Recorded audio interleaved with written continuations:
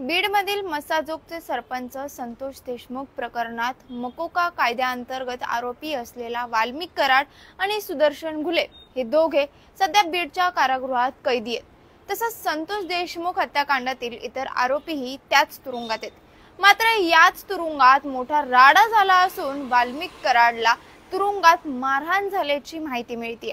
त्यामुळे नेमकं जेलमध्ये काय घडलं, कशामुळे हा राडा झाला आणि वाल्मिक कराडला कोणी मारहाण केली, सगळं जाणून घेऊया या लाईव्हच्या माध्यमातून।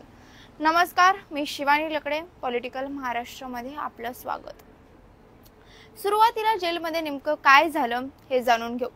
संतोष देशमुख हत्याकांडातील जे आरोपी आहेत ते बीडच्या कारागृहात कैदी आहेत, तर त्याच जेलमध्ये दुसऱ्या बॅरेकमध्ये बनावट नोटा प्रकरणातील आरोपी अक्षय आठवले नावाचा आरोपी असून तोही मकोका कायद्याअंतर्गत शिक्षा भोगतोय। तर बाप्पू आंधळे खून प्रकरणातील महादेव गीते हा परळीतील आणखी एक आरोपी आहे। गेल्या 4 ते 5 दिवसांपासून आठवले, गीते, कराड आणि घुले यांच्यामध्ये वाद सुरू होता अशी माहिती सूत्रांकडून मिळते। याच पार्श्वभूमीवर संबंधित कारागृहात पोलिसांची जादा कुमक देखील तैनात करण्यात आली होती। पण आज सकाळी नाश्त्याच्या वेळी महादेव गीते आणि अक्षय आठवले हे दोघे वाल्मिक कराडच्या अंगावर धावून गेले। त्यावेळी सुदर्शन घुले सुद्धा तिथंच उपस्थित होता। सुरुवातीला त्यांची बाचाबाची झाली आणि नंतर त्या वादाचं रूपांतर हे मारहाणीत झालं। सुदर्शन घुले जेव्हा मध्ये पडला तेव्हा कराडसह घुलेला सुद्धा मारहाण करण्यात आली। एकीकडे या दोघांवर झालेल्या हल्ल्याच्या बातम्या सगळीकडे वाऱ्याच्या वेगाने जरी पसरली असली तरी दुसरीकडे मात्र जेल प्रशासनाने या संदर्भात अद्याप कोणतीही अधिकृत माहिती दिलेली नाही।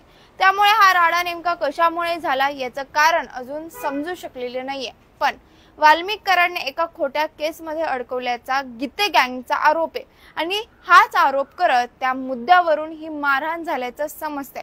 या दाव्याला सुरेश धस यांनी सुद्धा दुजोरा दिलाय। पण या राड्यानंतर जेलमध्ये 2 टोळ्या झाल्याची माहिती देखील समोर आली। एक टोळी वाल्मिकची आणि दुसरी टोळी ज्यांना वाल्मिकने खोट्या गुन्ह्यात अडकवलंय त्यांची असं वृत्त आहे।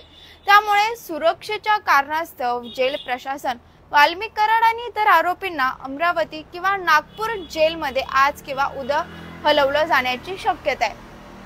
पण सध्या तरी या हल्ल्यामुळे बीड कारागृहातील सुरक्षेवर प्रश्नचिन्ह उभे राहिलेत।